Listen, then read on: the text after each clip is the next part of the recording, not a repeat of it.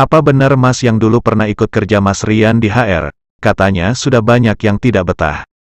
Aduh, gua nggak tahu Mas. Anak-anak itu banyak yang telepon, banyak yang curhat, sambat, banyak yang udah nggak betah juga, udah pengen keluar segala macem. Apalagi kemarin ada peraturan baru yang luar biasa keren banget. Ya, pecah mesin klaim 50%, imbas sekali saudara-saudara. Entahlah itu ide siapa. Kasihan gue supir yang apes gitu ya. Namanya orang mesin pecah rusak kan nggak mungkin langsung sehari Mas. Kadang itu bukan nggak mungkin ya. Kebanyakan kan karena pola pemakaian secara berkesinambungan. Jadi ibaratnya salah supir yang dulu-dulu tiba-tiba dipakai orang supir yang sekarang terus koklok. Kena apes dia. Koklok 100 juta, klaim 50 juta. Mau gak ada sertifikat tanah supir-supir gue. Waduh itu pecah mesin nilai tergantung Mas. Kalau sampai sama blok-bloknya bisa lebih dari bisa 200-an mungkin. Kalau seblok-bloknya. Kenapa Mas Rian tidak kembali di HR? Dan apa alasan Mas Rian tidak kembali? Saya sudah pernah berusaha untuk kembali, tapi yang saya dapatkan jadi tidak sudah cukup sudah. Gua udah nggak mau Mas, pahit. Gua sekarang ngerasain alhamdulillah Mas, beneran deh. Rezeki mulai lancar jalan. Kalian nggak tahu ya seberapa besar perjuangan gue buat balik. Mungkin yang pernah nonton live gue waktu pas kapan itu tahu lah. Gue pengen balik dulu tuh yang gue serahin nuker nyawa gue Mas. Tapi itu juga nggak ada artinya, nggak ada harganya gitu. Makanya jangan pernah nyuruh gue balik lagi lah. Sudah. Mas Rian cari uang gue mudah banget. Aslinya iya Mas. Kalau gue nggak kerja tuh aslinya gampang nyari duit. Gampang. Makanya gue tuh bisa nebus Fortuner alhamdulillah. Ya rezeki malah gampang Mas kalau di luar begini. Makanya gue bilang keluar dari perusahaan ini, zona nyaman yang kalian anggap zona nyaman ini, buat gue tuh aslinya berkah Mas. Itu hadiah dari Allah banget. Gue bisa nyejahterain diri gue sendiri. Walaupun gue masih tahap nyelesain utang-utang gue ya, tapi insya Allah semua bisa kebayar semua. Kalau polanya kayak gini terus. Makanya jangan nyuruh gue balik. Kan kalian tahu selama gue kerja di sono 19 tahun boy, cuman NMAX doang. Sisa hutang Mas Rian emang masih berapa Mas, untuk saat ini?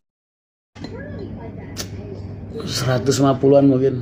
Ya alhamdulillah, gue cicil dari YouTube. Nih kan YouTube udah mulai aktif lagi, bisa nyicil. Yang penting tuh anak-anak kos kebayar, makan kebayar, biaya mereka makan di kos itu kebayar. Terus jatahnya Ray, jatahnya Ina. Sisanya gue pakai buat nyicil. Ya setahun selesai lah insya Allah. Jadi Mas Bali diajak pindah insya Allah. Tadi udah dapat info rumah yang dikontrakin di Jaten. Buat siapa namanya? Buat Ray sama Ina. Besok kalau udah naik kelas gue pindahin ke sana semua.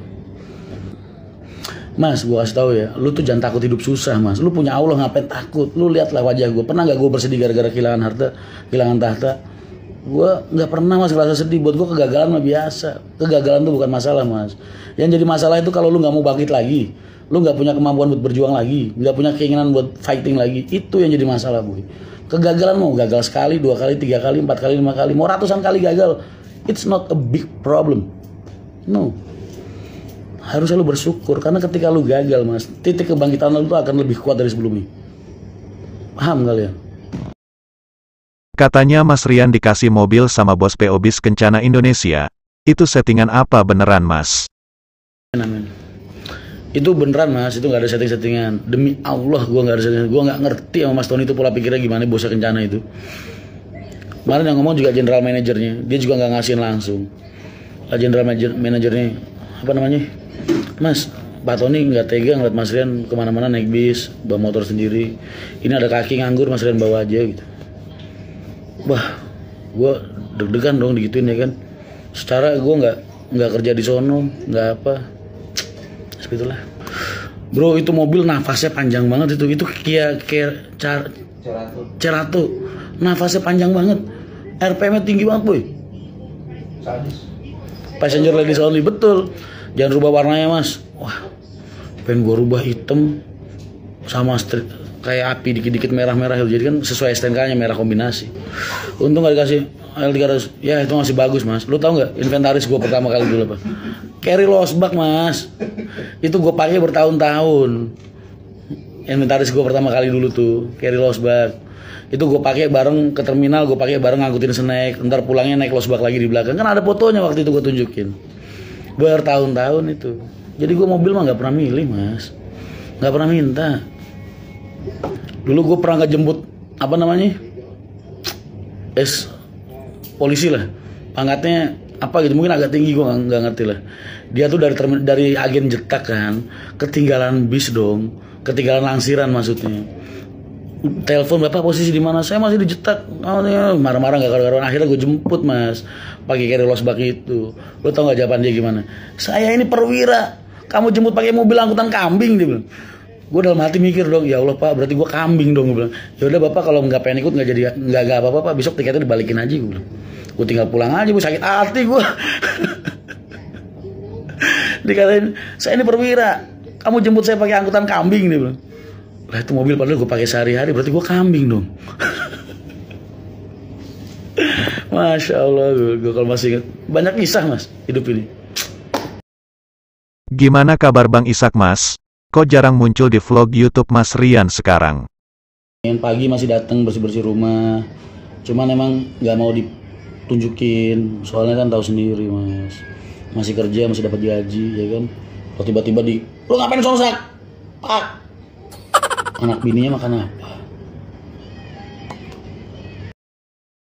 Apa benar Mas Rian pernah lihat kesaktian Gus Maksum Lirboyo secara langsung?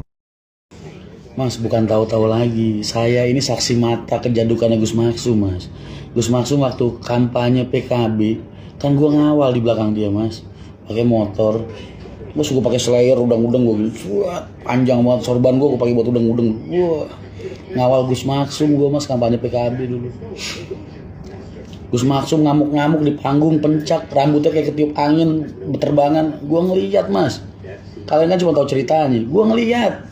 Itu orang sakti, bu.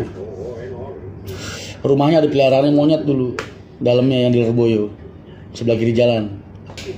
Itu Gus Maksum, mas, orasi di atas staffnya dia, di atas staff. Gua tuh jarak kira-kira 50 meter lebih lah, mas, jarak. Beliau ngomong nggak pakai speaker, mas, nggak pakai toa, suaranya kedengeran sampai ke belakang. Mas kenal Gus Samsudin? Siapa tuh? Oh, ini. Ini suruh belajar sama gua kalau soal begituan. Kalau ketemu boleh dong mas dikasih. Nggak pernah mas. Nah itu dia. Saya tidak pernah ijazah dari Gus Maksum. Itu dia. Di Ploso itu nggak boleh ijazah mas, karena panas. Kita itu semua lalarannya luar biasa. Lalaran tuh hafalan mas. Jadi pondok dulu hafalannya luar biasa. Kalau lu campur sama ijazah hizib kayak segala macem, itu nggak jalan lah hafalannya mas. Panas soalnya. Gue aja mulai lelakon itu mulai tahun-tahun terakhir lah. Awal 99 waktu kasus Ninja. Nah, itu gue pertama kali dapat ijazah kejadukan di situ, mas. 99. Terus era-era gue pengen boyong. Itu gue nyari sampai ke mana namanya? Durenan, Trenggalek, itu biasa.